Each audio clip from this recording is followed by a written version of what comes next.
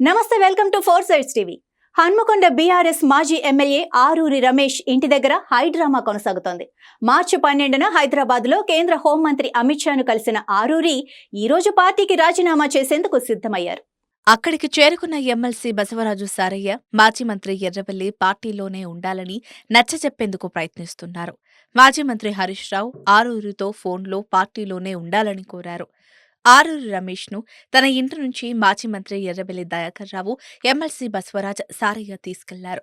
దీంతో ఆరూరి అనుచరులు ఎర్రబెల్లి వాహనాన్ని అడ్డుకున్నారు. మరోవైపు అక్కడ ఉన్న బీఆర్ఎస్, బీజేపీ నేతలు పోటాపోటీగా నినాదాలు చేశారు. నినాదాల మధ్యనే ఆరూరి రమేష్ను బలవంతంగా హనుమకొండ నుంచి హరీష్ రావు దగ్గరకు తీసుకెళ్లారు.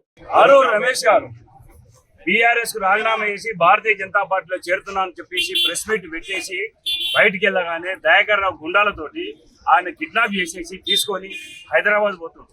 ఇక్కడ మేము ఆపి దింపితే ఆయనను సీరియస్ గా వార్నింగ్ ఇచ్చేసి ఆయన తీసుకోపోతున్నాడు. ఇది పద్ధతి కాదు. నేనేమంటున్నా అంటే ఆయనే ప్రెస్ మీట్ పెట్టేసి భారతీయ జనతా పార్టీలో చేరుతున్నా అని చెప్పాడు. నిన్న అమిత్ షా గారితో కూడా ఆయనతో సంప్రదింపులు జరిపారు.